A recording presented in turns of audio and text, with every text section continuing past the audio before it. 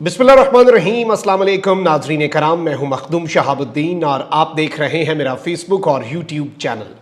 उम्मीद करता हूं आप सब लोग बखैर वाफियत होंगे और जहां भी होंगे अपने अहले खाना समेत खुश भी होंगे और महफूज भी। नाज़रीन कराम, अब खैर मनाने का वक्त हो चुका है क्योंकि रात गए तौहीने अदालत हो चुकी है। अब एक जानिब तो बरोज मंगल सुप्रीम कोर्ट ऑफ पाकिस्तान में क्या होने वाला है, इस हवाले से बड़ी अहम खबर सामने आ चुकी है, जबकि जस्टिस काजी फाइज ईसा की पार्लियामेंट में एंट्री, ये मामला क्या है, ये माजरा क्या है, इस पे एक जानिब तो पार्लियामेंट की साइड से मौकफ आया। जस्टिस काजी फाइज ईसा का मौकफ सामने लाने वाले वैसे ही उनके बहुत से तर्जुमान हैं, लेकिन इस सब में chief justice of Pakistan justice Umar Ata Bandial का पहला रद्द अमल जराए के मुताबिक इस वक्त हम तक पहुंच चुका है और वो डेवलपमेंट्स भी आपके सामने रखनी है ताकि पूरा सिनेरियो इस वक्त क्रिस्टल क्लियर हो जाए कि इस वक्त सूरत हाल है क्या। क्योंकि जस्टिस काजी फाइज ईसा जिस तरह से पार्लियामेंट में गए और जो भी था, वो कन्वेंशन था, वो पार्लियामेंट हॉल नहीं था उस वक्त, वो गोल्डन जुबली की तकरीबात थी, वट एवर इट वॉज, लेकिन जो ऑप्टिक्स आज मिले, जो देखने को मिले कि शहबाज शरीफ, जरदारी, जस्टिस काजी फाइज ईसा, इसहाक डार और ये सारे एक तरफ बैठे हैं, ये हुकूमती बेंचेस पे बैठे हैं, तकरीरें हो रही हैं, चीफ जस्टिस के खिलाफ बातें हो रही हैं, इमरान खान के खिलाफ बातें हो रही हैं और जस्टिस काजी फाइज ईसा वो सुनते रहे। तो वो डेवलपमेंट्स भी हम थोड़ी सी डिस्कस कर लेते हैं। लेकिन अब यहां पर मैं आपको यह बता दूं कि इस सारी की सारी सूरत हाल के अंदर अब कुछ चीजें हो गई हैं। एक जानिब तो डेवलपमेंट ये भी है कि सुप्रीम कोर्ट का रजिस्ट्रार ऑफिस जो है उसने पाकिस्तान तहरीक इंसाफ की केपी इलेक्शन से मुतल्लिक जो दरखास्त है वो वापस की है और इसके ऊपर एतराज लगाया गया है और बड़ा दिलचस्प एतराज है। आपको पता है कि पंजाब के इंतखाबात के हवाले से तो ऑनरेबल सुप्रीम कोर्ट का 3 रुकनी बेंच जस्टिस उमर अता बंदयाल की सरबराही में ऑलरेडी ऑर्डर्स दे चुका है, जो ऑर्डर्स इस वक्त 12 बजने के बाद वायलेट हो चुके हैं और कंटेम्प्ट ऑफ कोर्ट जो है वो कमिट हो चुकी है। अब यहां पर कौन कौन सियासी शहीद होगा, जो कि ये वैसे सियासी शहादत इनकी इस चीज को नहीं कहना चाहिए क्योंकि शहीद आप एक कॉज के लिए होते हैं, आप अच्छा काम करते हुए शहीद होते हैं, ये सियासी शहादत नहीं। कौन कौन अब सियासी मौत मरने जा रहा है और सुप्रीम कोर्ट के सामने अब कौन कौन इज्तमाई सियासी खुदकुशी करने जा रहा है, इस हवाले से डेवलपमेंट्स भी है। लेकिन पहले मैं आपको यह बता दूं कि पाकिस्तान तहरीक इंसाफ जो है उसने इलेक्शन कमीशन और बाकियों को फरीक बना के एक जो कॉन्स्टिट्यूशनल पिटीशन है वो जमा करवाई सुप्रीम कोर्ट में। रजिस्ट्रार ऑफिस ने ये वापस करवाई है क्योंकि 250 रुपए फीस जमा नहीं करवाई और एतराजात लगाकर ये वापस कर दी। अब जारी बात है कि it is not a big news, वो 250 रुपए की जो फीस है कोई इतने ज्यादा पैसे तो है नहीं और ऑब्वियसली उन्होंने तो अपने प्रोसीजर से चलना है, सरकारी काम ऐसे ही होते हैं। तो वो अब ये जब तक वो जमा करवाएंगे दोबारा तो फिर केपी के इलेक्शन का मामला भी चल पड़ेगा। लेकिन मुझे लगता है कि उससे पहले ही बहुत सी चीजें जो हैं वो इस वक्त बड़ी वाज़ेह हो जाएंगी क्योंकि इस सब में अब आप देखें कि मामला क्या बनने लगा है। सुप्रीम कोर्ट ऑफ पाकिस्तान ने सेक्रेटरी खजाना को 10 अप्रैल तक इलेक्शन कमीशन को 22 अरब रुपए इलेक्शन के लिए ट्रांसफर करने का हुक्म दिया था। सारा दिन गुजर गया, 10 अप्रैल की तारीख जो है वो कैलेंडर पर 11 अप्रैल की तारीख में तब्दील हो गई और फंड्स जो हैं वो जारी नहीं हुए। सेक्रेटरी खजाना जो है वो हुकूमत की ख्वाहिश पर इस वक्त इतलात ये हैं और उस्मान डार साहब ने यह दावा किया है कि वो मुल्क से बाहर जा चुके हैं और इस वक्त अब सवाल यह भी उठाया जा रहा है कि तौहीने अदालत हो चुकी है, कंटेम्प्ट ऑफ कोर्ट जो है वो कमिट हो चुका है, अदालत के अहकामात को उड़ा दिया गया है, चीफ जस्टिस के अहकामात की खुल्लम खुल्ला एलानिया खिलाफ वर्जी हो गई है और इस डिसीजन को रिजेक्ट किया गया, इस फैसले को रिजेक्ट किया गया, इस फैसले को काबिले अमल नहीं करार दिया गया। उसके बाद फंड्स जारी करने का मामला इन्होंने कहा कि हमने नहीं करने, फिर यह मामला पार्लियामेंट के सर पे डाल दिया गया। इलेक्शन कमीशन ऑफ पाकिस्तान जो है उसने 11 अप्रैल को यानी कि अब आज बरोज मंगल इन चैम्बर ऑनरेबल सुप्रीम कोर्ट के अंदर 3 रुकनी बेंच जिसने फैसला दिया, जस्टिस एजाजुल एहसन निगरान जज हैं, उन्हें चैम्बर के अंदर रिपोर्ट पेश करनी है और रिपोर्ट आपके सामने है, क्या पेश होनी है कि जी विफाकी हुकूमत ने हमें पैसे कोई नहीं दिए और ये जो 21 अरब रुपए थे ये विफाकी हुकूमत की तरफ से इलेक्शन कमीशन ऑफ पाकिस्तान को रिसीव हुए नहीं। अब हम इलेक्शन कैसे करवाएं। वहीं दूसरी जानिब इलेक्शन कमीशन भी खुल के सामने आ गया। उन्होंने कल सिकंदर सुल्तान राजा साहब ने खत लिख दिया चेयरमैन सेनेट को और कौमी असम्बली के स्पीकर को, और उन्होंने कह दिया कि जी इलेक्शन एक्ट के अंदर भी तरमीम करें ताकि इलेक्शन कमीशन खुद से इलेक्शन की डेट दे सके। इलेक्शन कमीशन इलेक्शन की डेट आने के बावजूद इलेक्शन का जो शेड्यूल है उसके अंदर अपनी मर्जी से तब्दीली कर सके। तो यह बिल्ली भी थैले से बाहर आई। अब यहां पर मैं आपको यह बता दूं कि इलेक्शन कमीशन ऑफ पाकिस्तान की रिपोर्ट जो कि कल सुप्रीम कोर्ट ऑफ पाकिस्तान में जमा होनी है, उसमें अदालत को बता दिया जाएगा कि इलेक्शन के लिए मतलूब रकम जो है वो नहीं मिली। तो लिहाजा आपको पता है फिर आगे क्या होगा। फिर उसके बाद अदालत दोबारा लगेगी, उसके अंदर इन तमाम तर लोगों को बुलाया जाएगा। लेकिन इस सब में इंपॉर्टेंट चीज यह है कि सुप्रीम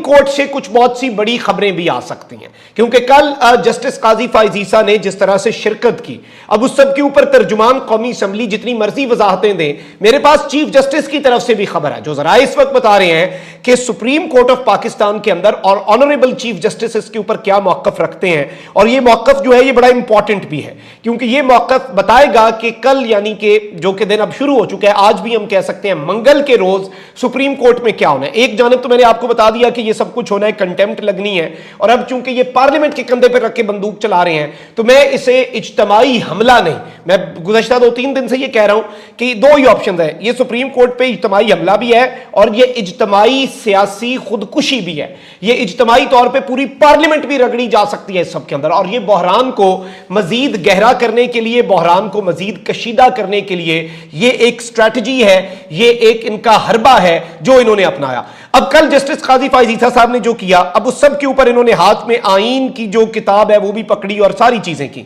10 अप्रैल को आईने पाकिस्तान 1973 के 50 साल मुकम्मल होने पर पार्लियामेंट हाउस में गोल्डन जुबली की तकरीबात का इनेकाद किया गया, जिसमें सुप्रीम कोर्ट के चीफ जस्टिस, अब ये मौकफ दिया जा रहा है कि तर्जुमान कौमी असम्बली अब इसकी तस्दीक कर रहे हैं कि जी हमने चीफ जस्टिस उमर अता बंदयाल समेत तमाम जजेस को मदऊ किया था। तकरीब के इनेकाद के लिए स्पीकर कौमी असम्बली राजा परवेज अशरफ ने सेनेटर रजा रबानी की सरबराही में मुशावरती कमेटी तश्कील दी थी, जिसने तकरीब के तमाम तर इंतजामात को मुकम्मल किया था। ये वो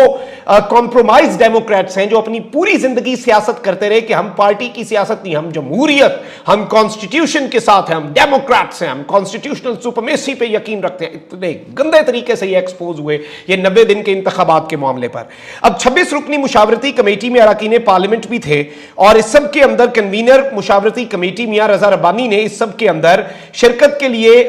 सुप्रीम कोर्ट के जो तमाम जजेस हैं, यूनिवर्सिटीज के वाइस चांसलर्स और सीनियर वकला को शिरकत की दावत दी। अब पार्लियामेंट का इजलास मुलतवी होने के बाद स्पीकर कौमी असम्बली ने असम्बली हॉल में आईन 1973 की गोल्डन जुबली के मौके पर कन्वेंशन के इनेकाद की मंजूरी ली, जिसके बाद अब ये कह रहे हैं कि कौमी असम्बली के हॉल में, ये कौमी असम्बली का इजलास नहीं था, ये एक कन्वेंशन था, और इस तहरीक की मंजूरी के बाद कौमी असम्बली का हॉल एक आम हॉल की हैसियत इख्तियार कर गया, क्योंकि इसके अंदर सारे पार्लियामेंटेरियन शरीक नहीं थे, इसमें सारे इंपॉर्टेंट स्टेक होल्डर शरीक थे। और स्पीकर कौमी असम्बली ने वाजे भी किया कि यह पार्लियामेंट का मुश्तरका इजलास भी नहीं है, ना ही कौमी असम्बली का इजलास है, बल्कि अब यह एक कन्वेंशन है। अब मैं आपको यह भी बता दूं कि जस्टिस काजी फाइज ईसा ने कौमी असम्बली हॉल में इजहार ख्याल करते हुए कहा कि वो आईने पाकिस्तान की गोल्डन जुबली के मौके पर मुनक्किदा इस तकरीब में स्पीकर की दावत पर शरीक हुए हैं, और जबकि दीगर जजेस मसरूफियात के बायस शरीक नहीं हो सके। और इस सब के अंदर मैं आपको यह भी बता दूं कि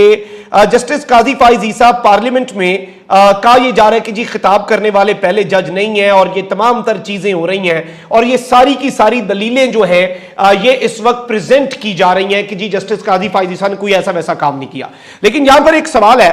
कि सुप्रीम कोर्ट का इस वक्त सरबराह कौन है। सुप्रीम कोर्ट ऑफ पाकिस्तान का इस वक्त इंतजामी तौर पे भी, और देखा जाए जब तक जस्टिस काजी फाइज ईसा का टाइम नहीं आता, अपना टाइम आएगा, वो इसकी आस में अभी से ही इस सारे टाइम को अपना टाइम बना चुके हैं। लेकिन अभी justice Qazi Faez Isa chief justice of Pakistan नहीं है। इस वक्त एक चीफ जस्टिस बैठा है, और चीफ जस्टिस ने कल इनका केस भी सुना, उस पर फैसला महफूज भी किया, क्यूरेटिव रिव्यू का जो मामला था। अब यहां पर जस्टिस काजी फाइज ईसा, मैं एक्सपेक्ट कर रहा था कि मंडे को वो कोई बहुत बड़ा सरप्राइज देंगे सुप्रीम कोर्ट के अंदर, तो मंडे का दिन इसलिए मिस हो गया क्योंकि उन्होंने पार्लियामेंट में जाके बहुत बड़ा सरप्राइज दे दिया, और we all were surprise. Even वो लोग जो इमरान खान के मुखालिफ हैं, पीडीएम के हामी हैं, उन तक ने यह कहा, जो जरा सी रीजनेबल बात करते हैं, कि ये ऑप्टिक्स के लिए, देखने के लिए बहुत बड़ा डिजास्टर हुआ है जस्टिस काजी फाइज ईसा वाला मामला। और इसीलिए जस्टिस काजी फाइज ईसा को जब उनके कुछ हामी साफियों ने बताया कि जैसे अब कम खराब हो गया, जो नैरेटिव बहुत खराब हो गया, तो उन्होंने फिर 3 मरतबा एक अपने खिताब के अंदर वजाहत दी कि मैं इधर आया क्यों। अब सुप्रीम कोर्ट ऑफ पाकिस्तान के जराये बता रहे हैं कि चीफ जस्टिस ऑफ पाकिस्तान जो है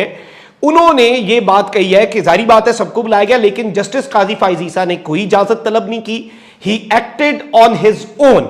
ही went to the parliament house in his own personal capacity. मतलब एक तो ये होता है ना कि आप सुप्रीम कोर्ट के चीफ जस्टिस को बताएं कि ये देखें इन्विटेशंस आए हैं,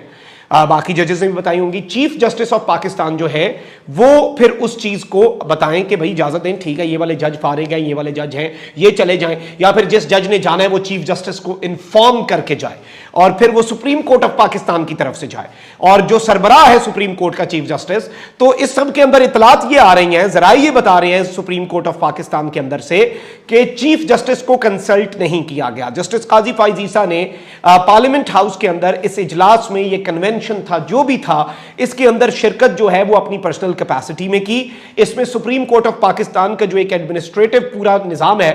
वो ऑन बोर्ड नहीं था। और इस सब में अब जारी बात है, मैं समझता हूं कि आज का दिन, कल जस्टिस काजी फाइज ईसा ने यह सरप्राइज दे दिया, आज अब देखते हैं justice Qazi Faez Isa supreme court of Pakistan के अंदर क्या सरप्राइज देते हैं। और क्योंकि एक बहुत बड़ा फैसला भी होना है और जो इन चैम्बर इलेक्शन कमीशन ने रिपोर्ट देनी है, उसके बाद सीधी सीधी तौहीन अदालत है। सेक्रेटरी खजाना को बुलाया जाएगा, सेक्रेटरी खजाना कहेगा भाई काबीना से पूछो, काबीना ने मंजूरी देनी है, काबीना कहेगी पार्लियामेंट ने मंजूरी देनी है, फिर उड़ाया किसे जाएगा, घर किसे भेजा जाएगा, यह एक बहुत लंबा सवाल है। और उस दौरान चीफ जस्टिस जो है उनके खिलाफ कल के दिन के अंदर 10 अप्रैल की तारीख में दरखास्तें भी सुप्रीम जुडिशल काउंसिल में गई और इस सुप्रीम कोर्ट के जो जजेस का इख्तलाफ है उसे मजीद गहरा करने की कोशिश की जाएगी। आज जस्टिस काजी फाइज ईसा को बुलाया गया, ही एक्टेड ऑन हिज ओन, वो वहां पे चले गए और यूं लग रहा है कि गवर्नमेंट ने जस्टिस काजी फाइज ईसा साहब को यूज किया और बड़े बुरे तरीके से जस्टिस काजी फाइज ईसा साहब को यूज किया, उन्हें बिठा के तकरीरें की सियासी। और ये वही बात है, जस्टिस काजी फाइज ईसा ने कहा वहां पे कहा कि मुझे नहीं पता था सियासी खबरें होनी, ये वही बात है